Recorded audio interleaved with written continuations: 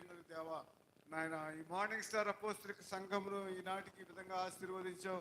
అందును బట్టి నీకు స్తోత్రం. నూతనంగా స్కూల్స్ తెరిచారు నాయన.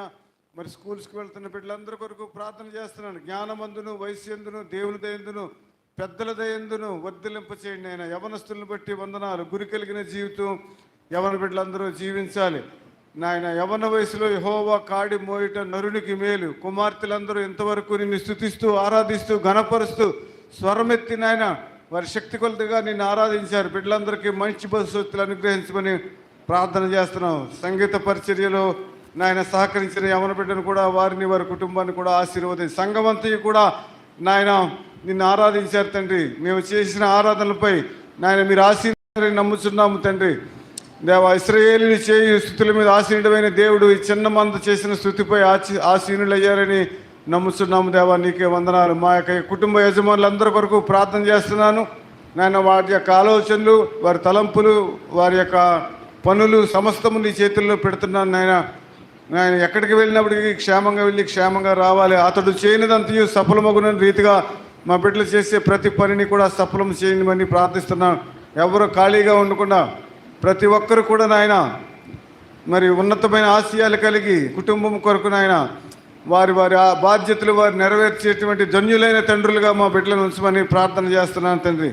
తల్లులందరి కొరకు ప్రార్థిస్తున్నా. వారి ప్రార్థనలే వారి కుటుంబానికి ఆశీర్వాదం, వారి ప్రార్థనలే వారి కుటుంబానికి రక్ష. వారి ప్రార్థనే, వారి యాచనే, వారి మొరే, వారి యొక్క మూలుగులే, వారి యొక్క విన్నపములే నాయన నువ్వు ఆలకించే దేవుడు. తప్పక ప్రతి సహోదరి వారి వారి కుటుంబాల కొరకు చేసుకునే ప్రార్థనలు ఆలకించి కుటుంబాల్లో ఉన్న కొరతలు తీర్చండి, సమృద్ధిని అనుగ్రహించమని ప్రార్థన చేస్తున్నాను తండ్రి. నీ నిండైన దీవులు కుటుంబాలకు ప్రసాదించమని ప్రార్థిస్తున్నాను. నీ ఎడల భయభక్తులతో, వినయ విధేయతలతో, భక్తి శ్రద్ధలతో నాయన మా కుటుంబాలు ముందుకు వెళ్ళాలి దేవా. నీవే సహాయం చేయమని సహాయకుడా నీ సహాయం కోరుతూ ప్రార్థన చేస్తున్నాను తండ్రి. తప్పక మందిరానికి వస్తున్న ప్రతి కుటుంబాన్ని ఆశీర్వదించమని ప్రార్థన చేస్తున్నాను దేవా. ఈ విధంగా అందరికీ ఆయురారోగ్యములు అనుగ్రహించమని ప్రార్థించండి. బలహీనలు ఉన్న వారిని యేసునామములో స్వస్థపరచండి. అలాగనే ఈ సమయంలో పల్లివేల వెంకయ్యమ్మ గారు వారి కుటుంబాన్ని కూడా జ్ఞాపకం చేసుకుంటున్నాం. అక్కడ నాయన జరిగిన లోటు, ఆ స్థలమును ఆయన మాంసంతో పూడ్చివేసిన రీతిగా నీ కుమార్తె కుటుంబంలో లేని లోటు మీరు ఉండి వారి కన్నీటి ప్రతి బాష్ప బిందువును తొడవమని ప్రార్థిస్తున్నాను తండ్రి. అలాగే నాయన మరొకసారి నూతనంగా వివాహాలు జరిగిన బిడ్డలందరి కొరకు ప్రార్థిస్తున్నాను. చిన్నవారు నాయన వారికి నీ జ్ఞానాన్ని ఇచ్చి వైవాహిక జీవితం, దాంపత్య జీవితం, కుటుంబ జీవితంలో వారు ఏ విధంగా ముందుకు వెళ్ళాలి నాయన, నిన్ను కలిగి ముందుకు వెళ్ళాలి తండ్రి. నీ యొక్క సహాయం ద్వారా ముందుకు వెళ్ళాలి.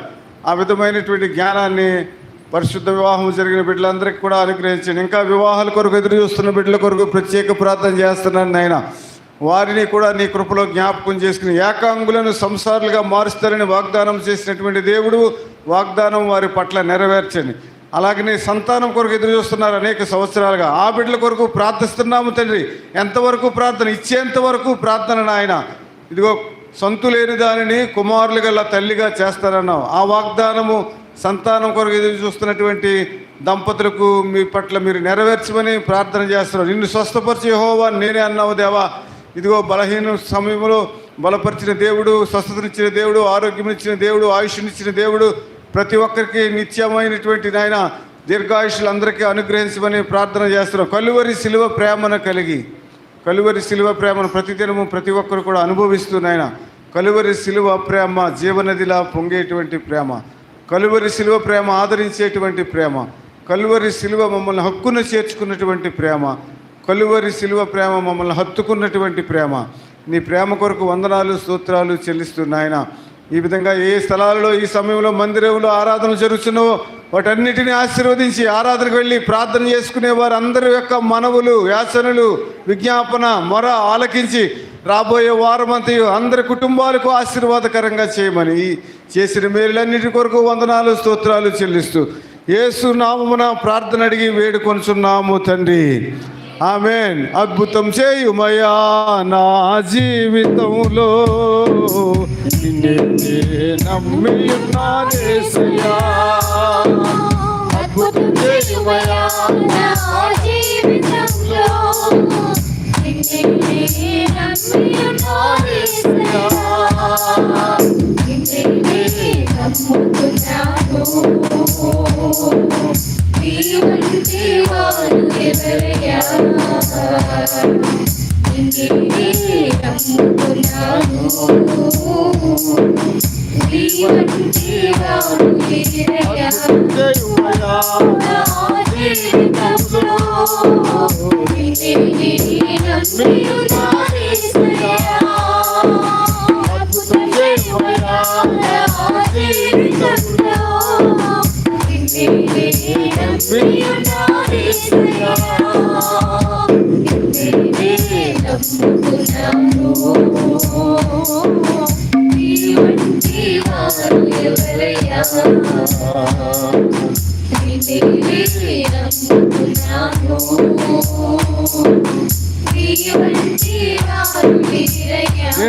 స్తోత్రం.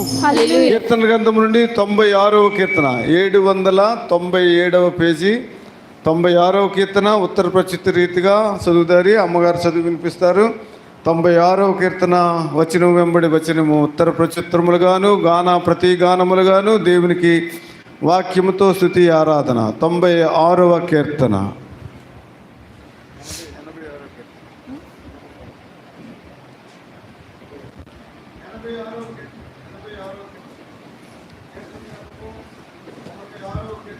దావీదు రాసిన కీర్తనలు 86వ అధ్యాయము ఉత్తర ప్రత్యుత్తర రీతిగా చదువుకుందాం.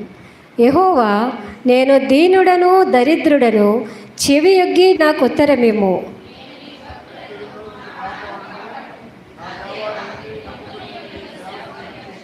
ప్రభువా, దినమెల్లా నీకు మొర్రపెట్టుచున్నాను, నన్ను కరుణింపుము.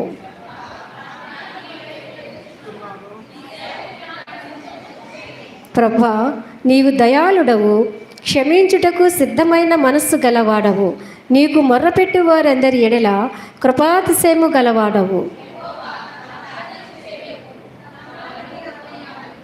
నీవు నాకు ఉత్తరమిచ్చువాడవు గనుక నా ఆపత్కాలమందు నేను నీకు మొర్రపెట్టెదను.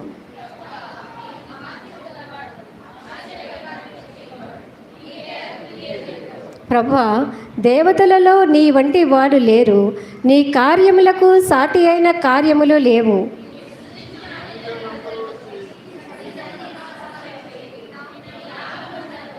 యెహోవా, నేను నీ సత్యమును అనుసరించి నడుచుకొనున్నట్లు నీ మార్గమును నాకు బోధింపుము. నీ నామమునకు భయపడునట్లు నా హృదయమునకు ఏకదృష్టి కలుగజేయము.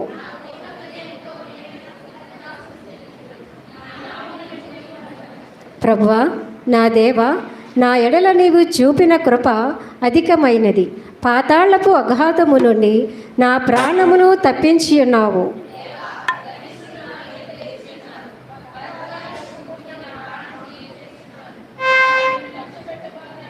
ప్రభువా, నీవు దయాదాక్షిణ్యములు గల దేవుడవు, దీర్ఘశాంతుడవు, కృపాసత్యములతో నిండిన వాడవు.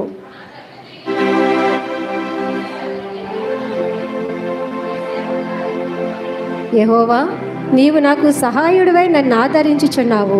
నా పగవారు చూచి సిగ్గుపడినట్లు శుభకరమైన ఆనవాలు నాకు కనపరచుదుము. దేవుడి పరిశుద్ధ వాక్యం దీవించి ఆశీర్వదించునుగాక. ఆమేన్.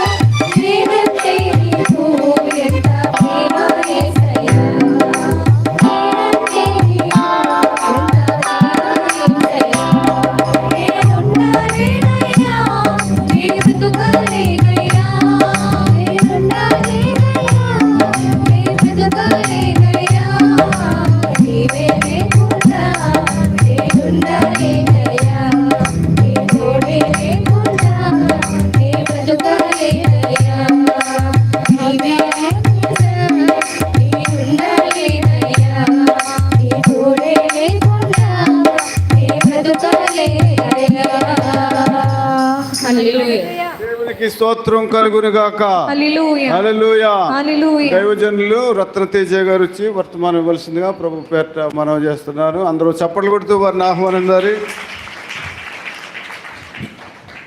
Praise the Lord. హల్లెలూయా. మరి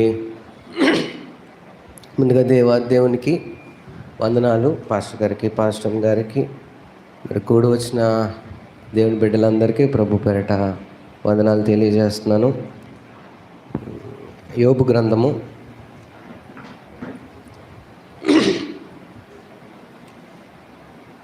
ప్రైజ్ ది లార్డ్. యోబు గ్రంథము 31వ అధ్యాయము 26, 27 వచనాలు మొదటగా చదువుకుందాము. సూర్యుడు ప్రకాశించినప్పుడు నేను అతనినే గాని చంద్రుడు మిక్కిలి కాంతి కలిగి నడుచుచుండగా నా హృదయము రహస్యముగా ప్రేరేపింపబడి వారి తట్టు చూచి నా నోరు ముద్దు పెట్టుకున్న ఎడలను పరముననున్న దేవుని దృష్టికి నేను వేషధారినగుదును. అదే అధ్యాయము 33, 34 వచనాలు చదువుదాం. ఆదాము చేసినట్లు నా దోషములను దాచిపెట్టుకొని మహా సమూహమునకు భయపడియు కుటుంబముల తిరస్కారమునకు జడిసియు నేను మౌనముగా నుండి ద్వారము దాటి బయలు వెళ్ళక రొమ్ములో నా పాపమును కప్పుకొనిన ఎడల పరమునున్న దేవుని దృష్టికి నేను వేషధారిని అగుదును. 2 కొరింథీయులకు రాసిన పత్రిక 3వ అధ్యాయము 18వ వచనాన్ని చదువుదాం. ఒకసారి మళ్ళీ చదవండమ్మా. మనమందరమును ముసుగులేని ముఖముతో ప్రభు యొక్క మహిమను అద్దము వలె ప్రతిఫలింపచేయుచు మహిమ నుండి అధిక మహిమను పొందుచు ప్రభువగు ఆత్మచేత ఆ పోలికగానే మార్చబడుచున్నాము. ఆమేన్. చిన్న ప్రార్థన. పరిశుద్ధానికి వందనాలు, స్తోత్రాలు తండ్రి. నాయన మరి సమయాన్ని ఇచ్చారు, ముందు వందనాలు నాయన తండ్రి. ఈ సమయము మాకు ఆశీర్వాదకరంగా, అభివృద్ధికరంగా నాయన తండ్రి మమ్మల్ని బలపరిచే విధంగా నాయన మీరు నడిపించి కృప చూపమని యేసు నామములో అడిగి వేడుకుంటున్నాం తండ్రి. ఆమేన్. చిన్నప్పుడు దేవుని పిల్లరా, క్రిస్మస్ అయ్యే టైంకి మరి మామూలుగా ఈ స్టేజెస్ మీద డ్యాన్సులు వేయడము, స్కిట్లు వేయడము ఇవన్నీ సహజం. మనకి క్రిస్మస్ అనగానే పిల్లల డ్యాన్సులు ఇవన్నీ గుర్తొచ్చేస్తూ ఉంటాయి. అఫ్కోర్స్ నేను కూడా మరి డ్యాన్స్ వేసినది సరే వేసాను చిన్నప్పుడు. అయితే స్కిట్స్లో ఎక్కువ ఈ క్రీస్తు పుట్టుక టైంలో గొర్రెల కాపర్ల వేషం ఎక్కువగా వేస్తూ ఉండేవాళ్ళం. అంటే ఫస్ట్ దేవుడు పుట్టాడు అంటే మెస్సయ్య పుట్టాడు అన్న విషయము ఎవరికి తెలుస్తుంది? గొర్రెల కాపర్లకి తెలుస్తుంది. సో మా మమ్మీ వెంటనే నాకు టవలు చుట్టేసి కర్ర ఇచ్చేసి స్టేజ్ ఎక్కేరా అనేది అనమాట. స్టేజ్ ఎక్కేసి మేము గొర్రెల కాపర్లుగా నటించేవాళ్ళం. బట్ ఇన్ ద రియాలిటీ నేను గొర్రెల కాపర్ని కాదు. ఒక్కొక్కసారి నాకు అనిపిస్తూ ఉంటుంది, ఆదివారం చర్చికి వెళ్తున్నాను, ఇంతకుముందు అంటే దేవునిలోకి ఇంకా రాకముందు. అఫ్కోర్స్ ఆమె క్రిస్టియన్, చిన్నప్పటి నుంచి క్రిస్టియన్, పుట్టుక క్రైస్తవుని అయినప్పటికీ దేవునిలో నాకు అసలు ఇష్టమే లేదు. దేవునిలో ఉండటం మాకంతా వీడియో గేమ్స్ ఇంకా అదో లోకం అనమాట, అలా ఉండేది ఆ టైంలో దేవుని పిల్లరా. కానీ ఆదివారం అయ్యేసరికి చెప్పాను కదా మీకు, మొదట్లో చెప్పినట్టున్నాను, ఆచార ప్రకారం మేము ఎక్కడ ఉండాలి? ప్రతి సండే చర్చిలో ఉండాలి. కానీ ఇంటికి వెళ్ళిన వెంటనే మాకు మా మమ్మీ ఆదివారం అవ్వగానే చికెన్ కర్రీ కూర వండేస్తే మేము టీవీలో ఒక సినిమా పెట్టుకుని ఆ చికెన్ కూర తింటూ సినిమా చూస్తూ అంటే చర్చ అయిపోయింది, అంటే భక్తి జీవితం అక్కడతో సరిపోద్ది. వెంటనే ఎక్కడికి వచ్చేసేవాళ్ళం? మా ఇంకా ఆల్రెడీ మాకున్న జీవితం దగ్గరికి వచ్చేవాళ్ళం. కానీ అక్కడ మాత్రం వీఆర్ రైచియస్ పర్సన్స్, మేము చాలా భక్తి పరులు. అంటే నేను ఉదాహరణగానే ఎందుకు చెప్తున్నానంటే, నాకు నేను అనుకున్నాను అనుకోండి, నేను ఏమాత్రం బాధపడను. అది అలా ఉండేది. దేవుని పిల్లరా, ఆ తర్వాత నిజమైన ఆరాధన అంటే ఏంటో నాకు అర్థమైంది. ఆ తర్వాత నిజమైన భక్తి అంటే ఏంటో నాకు అర్థమైంది.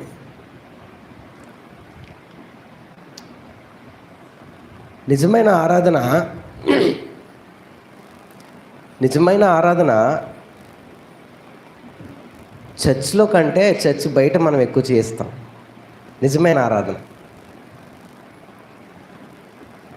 చర్చ్లో కంటే నీ ఉద్యోగంలో ఎక్కువ చేయగలవు. నిజమైన ఆరాధన చర్చ్లో కంటే నువ్వు ఒంటరిగా ఉన్నప్పుడు చేస్తావు. నిజమైన ఆరాధన. ఒక్కొక్కసారి మా ఆవిడ ఉందని నాకు సిగ్గేస్తుంది ప్రార్థన చేయడానికి.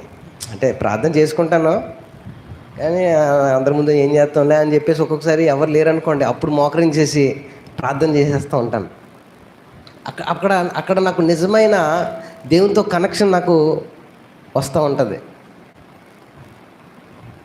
దేవుని పిల్లరా, నిజమైన భక్తి, నిజమైన ఆరాధన, నిజమైన విశ్వాసము చర్చ్ లోపల పాటు బయట కూడా మనకి ఉండాలి. అప్పుడు అది యథార్థమైనది అవుతుంది. హృదయమున కొన్ని ఇష్టపడిన ఎడల, సూర్యుడు మంచి ప్రకాశముగా ఉన్నాడని నేను నా హృదయమున అతన్ని ముద్దు పెట్టుకున్న ఎడల, పరమందునున్న నా దేవునికి నేను ఎలా కనపడుతున్నాను? వేషధారునిగా కనబడుదును. దేవునికి స్తోత్రం, హల్లెలూయా. దేవుని పిల్లరా, ఈరోజు ఒక చిన్న మాట నేను చెప్పేసి నేను ముగించేస్తాను త్వరగా. మనం దేవుని నుండి కొన్ని పొందుకోలేకపోతున్నాము అంటే ఒక కారణాన్ని ఈరోజు నేను మనందరం తెలుసుకోవాలి. ఆ కారణం అదేంటంటే వేషధారణ. ఇది నేనేమి నీకుంటుంది నాకుండదు అని నేనేం చెప్పను.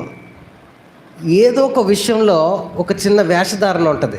అంటే కొన్ని మనకు నచ్చిన వాటిలో మనం యథార్థంగా ఉంటాం, కానీ నచ్చని వాటిలో మనం వేషధారిగా ఉండొచ్చు. Yakobu he's a nice guy, he's a nice person అన్నా. యాకోబు అనగానే మనకి యాషావు కంటే చాలా మంచి ఒపీనియన్ కలుగుతూ ఉంటుంది. కొన్ని విషయాల్లో చాలా మంచోడు, ఎవరిని బాధ పెట్టడు, చాలా సౌమ్యుడు. ఇంట్లో తల్లికి చేదోడు వాదోడుగా ఉంటాడు. అరే నాన్న ఆ బట్టలు ఉతికారంటే బట్టలు ఉతికేస్తాడు. అరే నాన్న అంట్లు తోమారంటే అంట్లు తోమేస్తాడు. అరే ప్రార్థన పెట్టుకున్నా అంటే ప్రార్థనలో కూర్చుంటాడు యాకోబు. కానీ ఒక్క విషయంలో వేషం వేసుకున్నాడు, వేషధారి అయ్యాడు. ఏ విషయంలో? తండ్రి నుంచి వచ్చే ఆశీర్వాదం విషయంలో వేషం వేసుకున్నాడు. తన అన్నకలాగా తను ఏం చేశాడు? నేను అన్ని విషయాల్లో మనకు వేషం ఉంటుందని నేను చెప్పను దేవుని పిల్లరా, కానీ కొన్ని విషయాల్లో మనం ధరిస్తున్నామేమో అని మనం జాగ్రత్త పడాలి. రైట్, అర్థమవుతుందా? యాకోబు నీతి నుండి వచ్చే ఆశీర్వాదం కంటే తండ్రి నుంచి వచ్చే ఆశీర్వాదాన్ని కోరుకున్నాడు. ఆ తండ్రి నుంచి వచ్చే ఆశీర్వాదాన్ని పొందుకోవడానికి తన అన్నయ్యలాగా తను ఏం వేసుకున్నాడు? వేషం వేసుకున్నాడు. ఒక అబద్ధికుడు అయ్యాడు ఆ ఒక్క విషయంలో. ఆ తర్వాత తాను వేసుకున్న వేషం నుండి వచ్చే ఆశీర్వాదం కాదు తనకు వచ్చింది. తాను పారిపోయిన తర్వాత, ఒకసారి చూడండి, మైక్ బ్రేక్ అవుతుంది. తాను పారిపోయిన తర్వాత నీతిగా బ్రతికాడు, తన మామ దగ్గర నీతిగా బ్రతికాడు. దాని నుండి వచ్చిన ఆశీర్వాదమే తనకు వచ్చిన ఆ ఆస్తి కావచ్చు, తన బిడ్డలు కావచ్చు, మొత్తం తనకున్న ఆస్తి అదంతయు తాను తాను ప్రవర్తించిన నీతిని బట్టియే వచ్చాయి తప్ప తండ్రి నుంచి వచ్చిన ఆశీర్వాదం కాదు దేవుని పిల్లరా. అది వేషం వేసుకుని తెచ్చుకున్న ఆశీర్వాదం. అర్థమవుతుంది దేవుని పిల్లరా?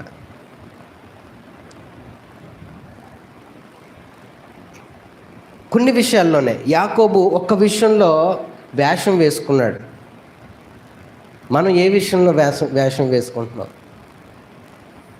స్టేజ్ ఎక్కివలను ఇది కర్ర పట్టుకుని దాన్ని ఏమంటారు, టవల్ కట్టుకుని స్టేజ్ ఎక్కేసి మళ్ళీ స్టేజ్ దిగంగానే మాట మాదే, మా జీవితం మాదే. కానీ అక్కడ మట్టుకు మేము కాపర్లం, అక్కడ మట్టుకు మేము గొర్రెల కాపర్లం.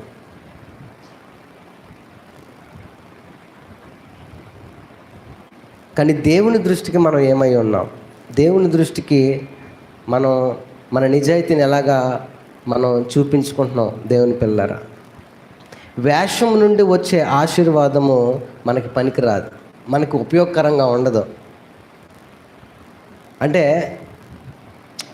కొన్ని మంచి మాటలు మనం మాట్లాడుతూ ఉంటాం, కానీ వాటి యొక్క ఉద్దేశము వేరే ఉండొచ్చు. అర్థమవుతుందా? వాటి యొక్క ఉద్దేశం వేరే ఉండొచ్చు. చాలా మంచిగా మాట్లాడతాం, చాలా మంచిగా ప్రవర్తిస్తూ ఉంటాం, కానీ వాటి యొక్క ఉద్దేశం మంచిగా మాట్లాడొద్దు అన్నాను, మంచిగా మాట్లాడాలి, మంచిగా ప్రవర్తించాలి, కానీ వాటి యొక్క ఉద్దేశం కూడా మంచిదై ఉండాలి. దేవునికి స్తోత్రం, హల్లెలూయా. అపవాది చాలా మంచిగా మాట్లాడింది. ఎవరితోటి? అవ్వతోటి. హలో, ఏమైంది? ఇప్పుడు అందరం తింటే ఏమైంది? ఏమవదు. చాలా మంచిగా అవ్వకి ఆ మాటలు వింటుంటే చాలా ఇష్టం కలిగింది. కానీ ఉద్దేశం ఏంటి తందే? వీళ్ళని ఎలాగన్నా దేవునికి దూరం చేయాలి. ఉద్దేశం వేరు. మంచిగా మాట్లాడడం తప్పు కాదు, మంచిగా మాట్లాడాలి, మంచిగా ప్రవర్తించాలి, కానీ మన మోటివ్స్ ఏంటి? దేవుడు అవి చూస్తాడు. దేవుడు అవి చూస్తాడు దేవుని పిల్లరా. సో వేషధారణ మనకి ఆశీర్వాదాన్ని ఇవ్వలేదు. యాకోబుకి వేషధారణ ఆశీర్వాదం ఇవ్వలే. తర్వాత పారిపోయాడు, ఆ తర్వాత నీతిగా బ్రతికాడు. ఆ నీతిని బట్టియే తనకేమొచ్చింది? ఆశీర్వాదం వచ్చింది. ఆ వేషధారణ తనకేం ఉపయోగకరంగా లేదు. ఇంకా చెప్పాలంటే ఆ వేషధారణ తండ్రిని, తల్లిని, అన్నయ్యని, వాళ్ళందరినీ దూరపరిచింది. కష్టాల్లోకి వెళ్ళిపోయాడు. ఎక్కడో గొర్రెల కాపురే వాళ్ళ మావయ్యకి చాలా నీతిగా, చాలా కష్టపడుతూ ఏదైనా అసలు యాక్చువల్గా ఓనరే కదా చూసుకోవాలి గొర్రెలకి ఏమన్నా అయితే, కానీ ఓనర్ ఏం పట్టించుకునేవాడు కాదట, వాళ్ళ మావయ్య ఏం పట్టించుకునేవాడు కాదట. ఇతనే వాటిని అన్నింటినీ చూసుకుని ఏమైనా ఖర్చు ఉంటే వెంటనే పెట్టుకుని ఇవన్నీ చేసుకునేవాడట. ఇంత కష్టం ఎందుకు వచ్చింది అని అంటే వేషం వేసుకున్నాడు దేవుని పిల్లరా. సో దేవుని యొక్క ఆశీర్వాదం పొందుకోవడానికి ఒక అడ్డం ఏంటంటే, ఏదో ఒక చిన్న విషయంలో కావచ్చు, లేదా వేరే విషయంలో కావచ్చు, లేదా పరిపూర్ణంగా కావచ్చు, ఏమైనా మనం వేషం వేసుకున్నామేమో. అందుకే ముసుగు లేని ముఖముల వలె దేవుని యొక్క ప్రకాశింపజేయచ్చు అని అంటున్నాడు. మనం ఈరోజు ముసుగును తీయాలి దేవుని దగ్గర. ఏ విషయంలో మనం ముసుగేసుకున్నాం? ఏ విషయంలో మన ఉద్దేశాలు దేవునికి అనుకూలంగా లేవు?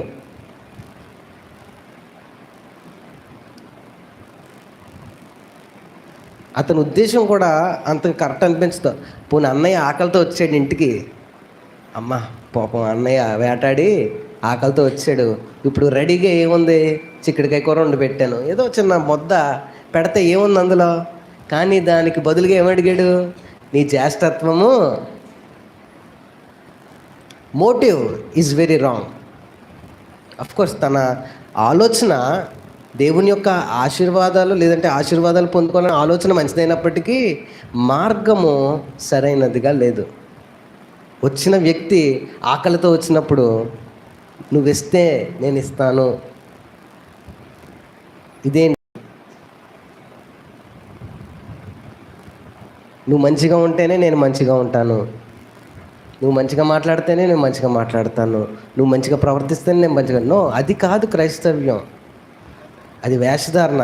క్రైస్తవ్యం అంటే నువ్వు ఎలా ఉన్నా సరే నేను నా దేవునికి ఇష్టపూర్వకంగా ఉంటాను. దేవునికి స్తోత్రం, హల్లెలూయా. ఇంకోటి దేవుని పిల్లరా, కొంతమంది మనకి ఎలీషా యొక్క సేవకుడు గురించి మనం ఆలోచిస్తే, ఎలీషా యొక్క సేవకుడు ఎవరో గెహజీ. గెహజీ ఏం చేస్తాడంటే, అతనికి దృష్టిలో చాలా ఆలోచనలు ఉంటాయి. ఆ ఆలోచనలు ఒకసారి మనం చూద్దాం. 2 రాజుల గ్రంథము 5వ అధ్యాయము. 2 రాజుల గ్రంథము 5వ అధ్యాయము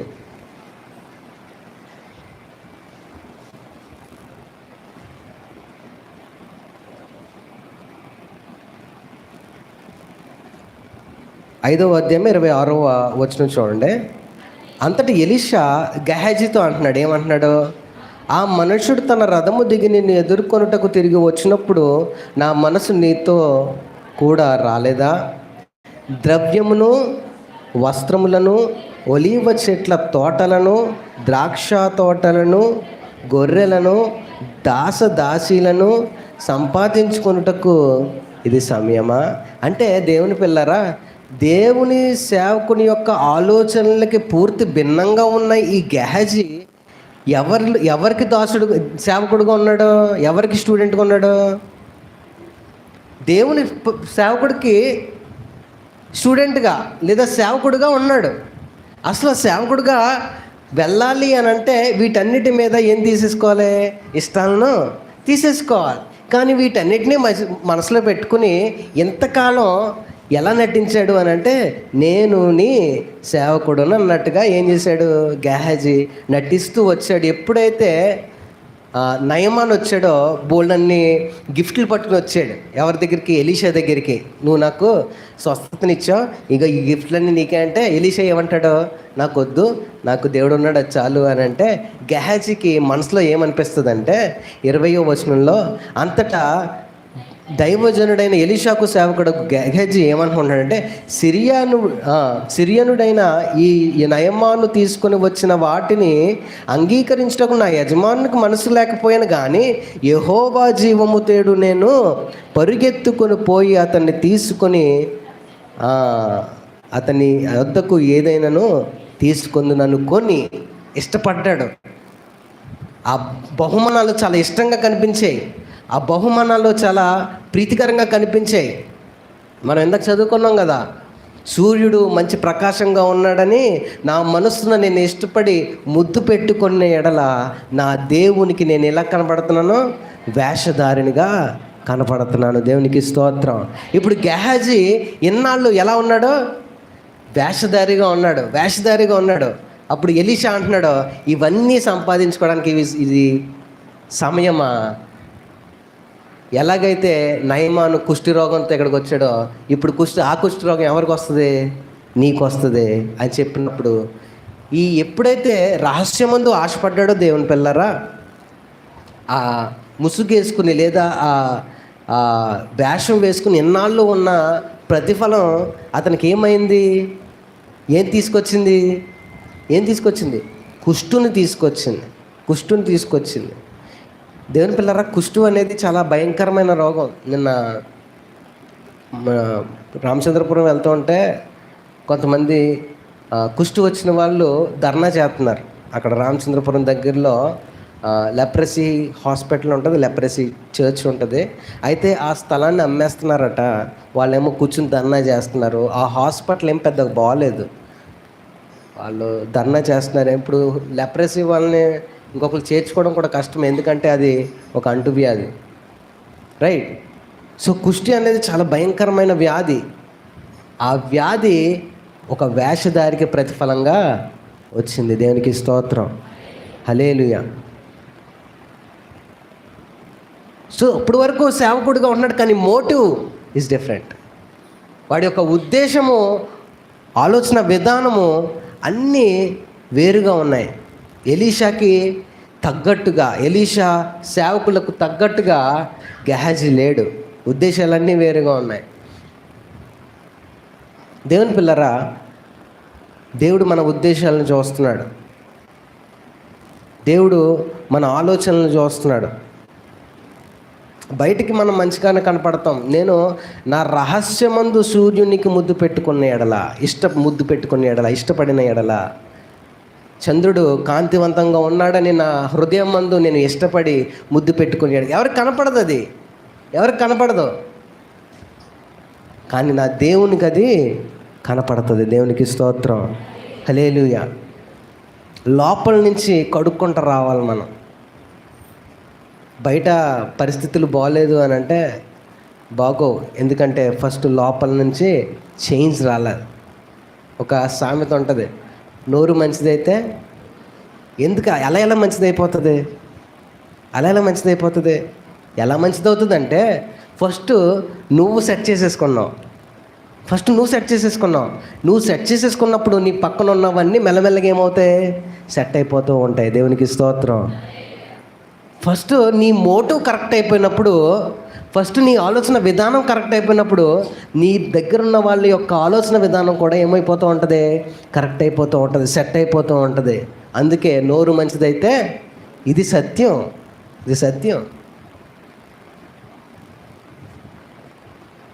దేవుని పిల్లరా, మన ఆలోచన విధానం దేవునికి కనపడుతుంది. మన తత్వం దేవునికి కనపడుతుంది, మనుషులకు కనపడదు. మనుషులకి ఏం కనపడుతుంది, నేను ఏ షర్ట్ వేసుకున్నానో కనపడుతుంది, నేను ఏ ప్యాంట్ వేసుకున్నానో కనపడుతుంది, నా హెయిర్ ఎలా ఉందో కనపడుతుంది. కానీ నా హృదయం కనపడదు, మీ హృదయం నాకు కనపడదు. కానీ మనిద్దరి హృదయాలు పరిశోధించు వాడైన దేవునికి సమస్తము తేటగా ఉంటుంది. ఆ పరిశీలనలోనే నీకు ఆశీర్వాదం వస్తుంది. అర్థమవుతుందా? అందుకే దావీదు భక్తుడు అంటున్నాడు, నేను పడుకున్నప్పుడు, నేను నిద్రించినప్పుడు నువ్వు నా హృదయమును ఏం చేసేదివి, పరిశోధించితివి, అప్పుడు ఏ దోషము నీకు కనపడలేదు. దేవునికి స్తోత్రం. దేవుడు మన హృదయాన్ని పరిశోధించినప్పుడు ఎలా ఉంది, మనం పైకి చాలా బాగున్నాం, నీట్గా ఉన్నాం, దట్స్ గుడ్, మంచిదే. నీట్గా మనం డ్రెస్ చేసుకోవాలి, మంచి గ్రూమింగ్ చేసుకోవాలి, మొహం కడుక్కోవాలి, నీట్గా ఉండాలి, మంచిది. కానీ దేవుడు హృదయాన్ని పరిశీలించేవాడు. దేవుడు మన ఆలోచనల్ని పరిశీలించేవాడు. లోపల నుంచి మార్చుకుంటే దేవుని పిల్లరా, బయట మనం ఆశీర్వాదం చూడగలుగుతాం. లోపల నుంచి కడుక్కుంటే బయట దీవెనలు చూడగలుగుతాం. లోపల నుంచి సెట్ చేసుకుంటే బయట పరిస్థితులన్నీ దేవుడు సెట్ చేస్తాడు. దేవునికి స్తోత్రం, హల్లెలూయా. నాకు తెలిసిన కుటుంబంలో వాళ్ళ పరిస్థితులు ఏమీ బాగలేదు. ఒక పక్కన ఆయన చాలా ఇబ్బంది పెడతా ఉంటాడు. మేబీ తాగుడు విషయంలో కావచ్చు, లేదా వేరే బిడ్డల భవిష్యత్తు కూడా బాగలేదు, లేదా వేరే విషయాలు, ఏది బాగలేదు. ఏంటి అని అంటే, దేవుని పిల్లరా, నేను చూసిన విషయం ఏంటంటే, ఆవిడతో మాట్లాడడానికి చాలామంది భయపడతారు. మోటివ్స్, ఒకవేళ ఆవిడ మాట్లాడినా అందులో మోటివ్స్లో ఏదో ఒక దోషం ఉంటుంది. ఇప్పుడు ఈ లోపల ఇవన్నీ పెట్టుకుని బయట అన్నీ బాగుండాలనుకుంటే ఎలాగా? లోపల మన హృదయము దేవునికి అనుకూలంగా లేకుండా బయట నాకు ఆశీర్వాదం కావాలనుకుంటే ఎలాగా? దేవుని పిల్లరా, వేషం వేసుకున్నప్పుడు ఆశీర్వదింపబడలా, కానీ తన మామ దగ్గరికి వెళ్ళిన తర్వాత కరెక్ట్ చేసుకున్నాడు. యాకోబు ఏం చేసుకున్నాడో తెలుసా? ఒక్కొక్కటి వేషం ఒక్కొక్కటి తీసేసుకుంటూ వచ్చాడు. యథార్థతను చూపించాడు. తన కాపరిగా ఉన్నప్పుడు, తన మామ యొక్క మందకు కాపరిగా ఉన్నప్పుడు ఒక్కొక్కటి వేషాన్ని తీసుకుంటూ వచ్చేస్తే, ఆ తర్వాత యాకోబు ఏమయ్యాడు? ఆశీర్వాదం పొందుకున్నాడు. దేవునికి స్తోత్రం, హల్లెలూయా. వేషం తీసుకున్నప్పుడే ఆశీర్వాదం, వేషం వేసుకున్నప్పుడు ఏదో పైకి ఆశీర్వాదాలు వచ్చాయి కానీ ఏమీ పనిచేయలేదు, ఏం పనిచేయలేదు. ముసుగు తీసుకోవాలి. ఒకసారి 2 కొరింథీయులకు రాసిన పత్రిక అయిపోయింది, లాస్ట్ 2 కొరింథీయులకు రాసిన పత్రిక మనం ఇందాక చదువుకున్నాం, 3వ అధ్యాయం 18వ వచనం. మనమందరము ముసుగు లేని ముఖముతో ప్రభు యొక్క మహిమను అద్దము వలె ప్రతిఫలింపచేయుచు మహిమ నుండి అధిక మహిమను పొందుచు ప్రభు ఆత్మచేత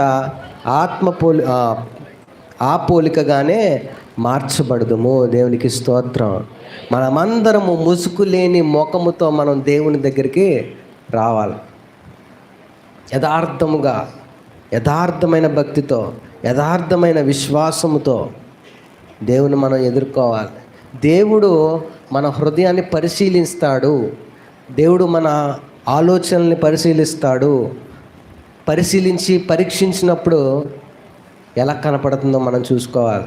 అప్పుడు దేవుని పిల్లరా, ఆశీర్వాదం నువ్వేం అడగక్కల్లా, దీవెనలు నువ్వేం అడగక్కల్లా, నీ యథార్థతను బట్టి దేవుడు నీకు ఆశీర్వాదం ఇస్తాడు. దేవునికి స్తోత్రం. హల్లెలూయా.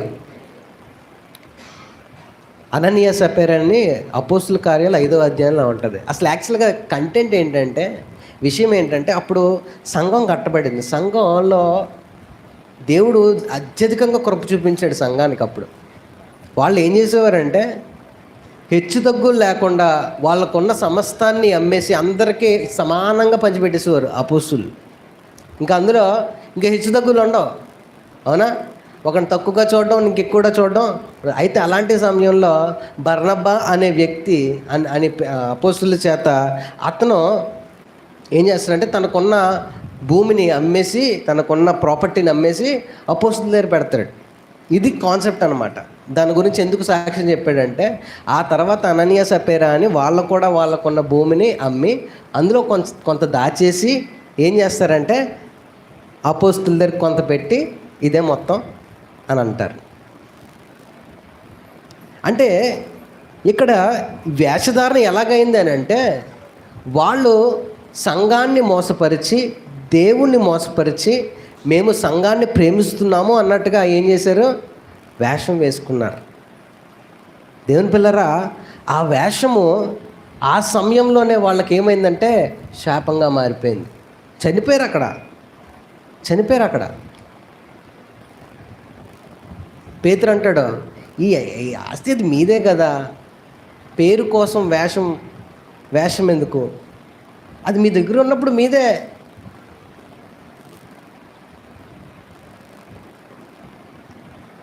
మనం దేవుణ్ణి మోసం చేయలేం. దేవుని పిల్లరా, ఆ వేషం తీసేసినప్పుడే, అంటే మనం పూర్తిగా వేషం ఉంటుందని నేను అన్నాం. కొన్ని విషయాల్లో మనం దాచుకుంటున్నామేమో. కొన్ని రొమ్మున నా పాపంను నేను కప్పుకొనిన ఎడల పరమందున్న నా దేవునికి నేను ఎలా కనబడదును, వేషధారిగా కనబడదును. రొమ్మున కప్పేసుకుంటున్నాం పాపాన్ని.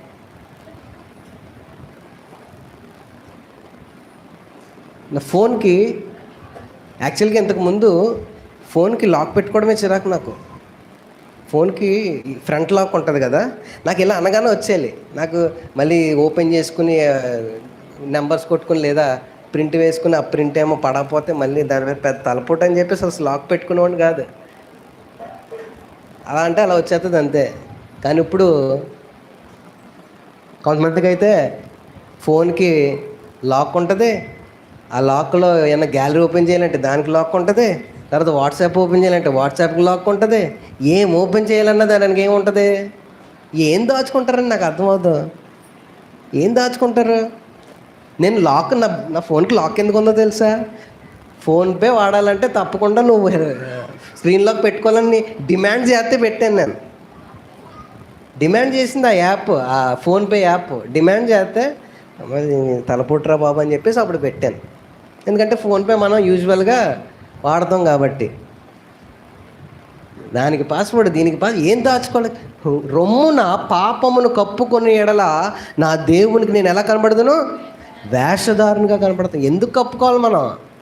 ముసుగు తీసేసి దేవుని తట్టుకు వచ్చినప్పుడు, దేవుని పాదముల దగ్గరకు వచ్చినప్పుడు నీ పరిస్థితులన్నీ వాష్అవుట్ అయిపోతాయి, అన్నీ చక్కబడిపోతాయి, అన్నీ ఫిట్ అయిపోతాయి.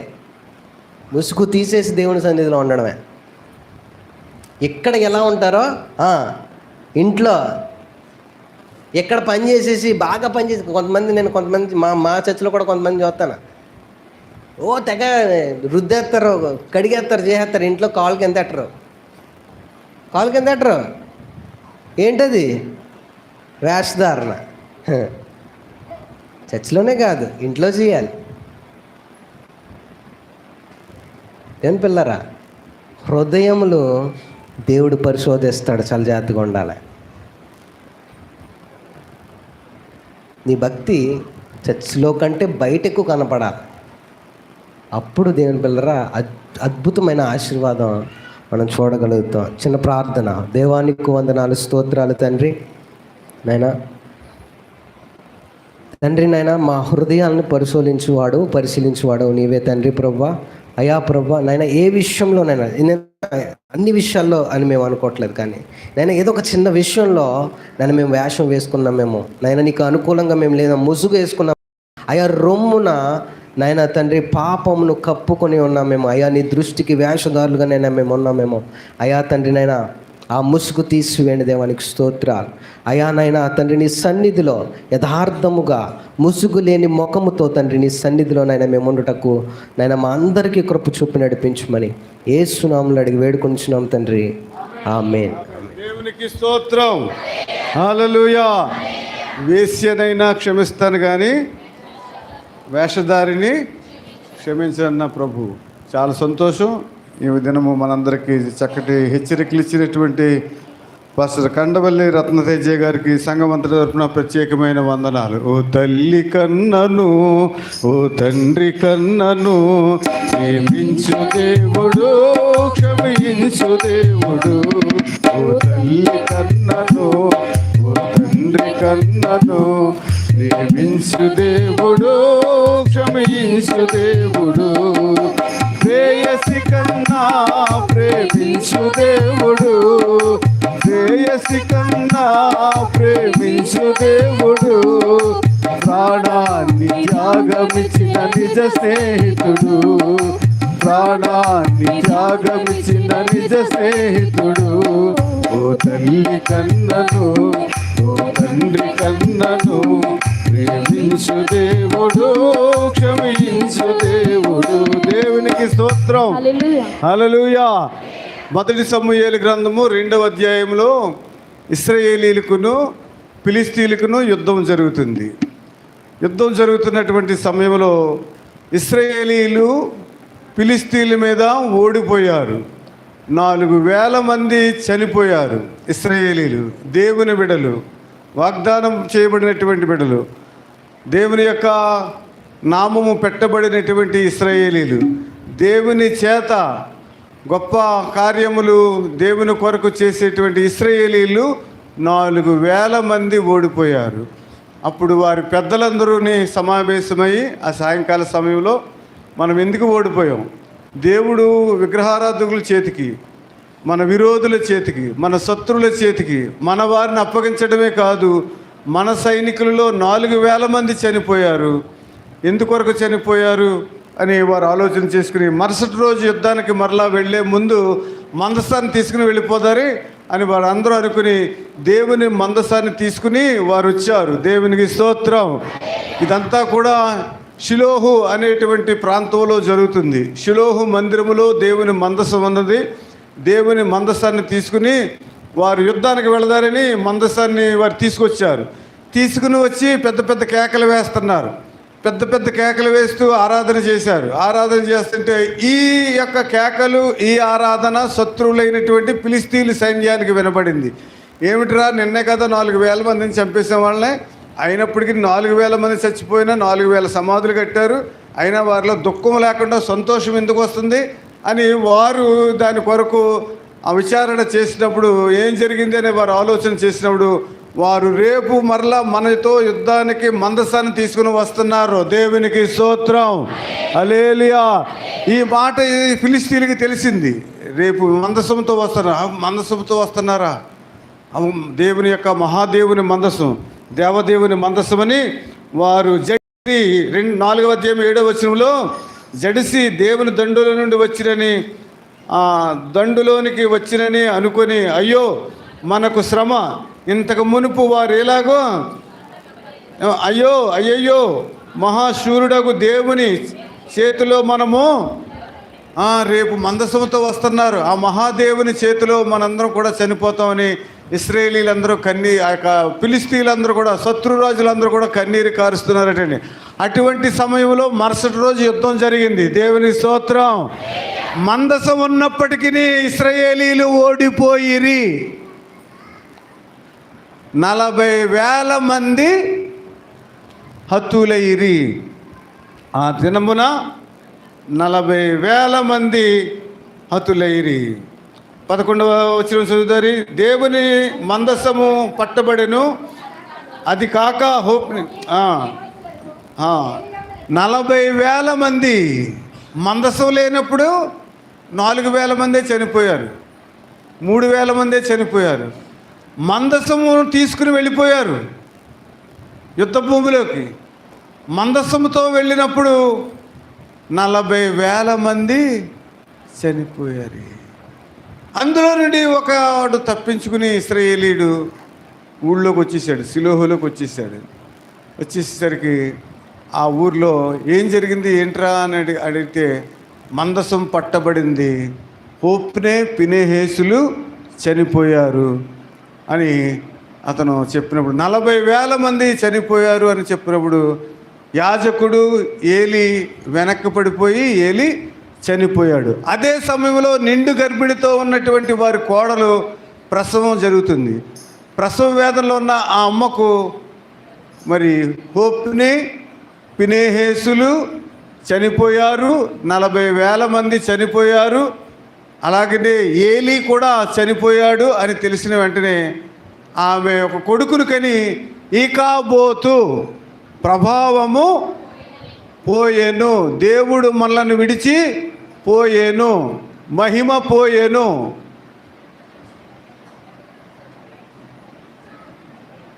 ఈకాబోతు అని ఆ కొడుకుకి నామకరణం చేసి ఆవిడ కూడా చనిపోయిందట. ఎంత విచారం! ఇశ్రాయేలీలు చనిపోయారు, యాజకుడు చనిపోయాడు, యాజకుడు కుమారులు చనిపోయారు, అలాగని ఈమె చనిపోయింది. ఎంత దుఃఖం, ఎంత దుఃఖం! మందసం ఉన్నప్పటికీ వారందరూ చనిపోయారు. కారణం ఏమిటి?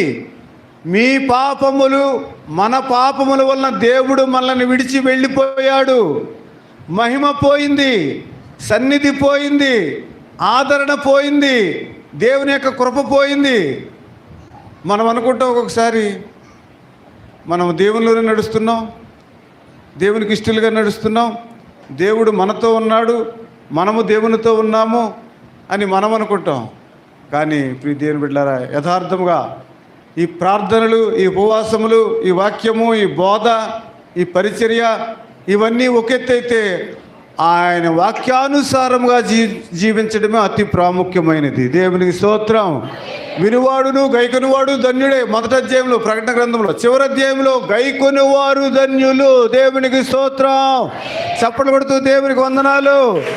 ఎవరైతే గైకుంటామో, ప్రార్థనలు చేసేవారు కాదు, ప్రార్థనకు వచ్చేవారు కాదు, ఉపవాసం ఉండేవారు కాదు, వాక్యం చెప్పేవారు కాదు, వాక్యాలు చెప్తున్నవారు కాదు, అలాగనే సభలకు వెళ్తున్నవారు కాదు, గైకొనువారు.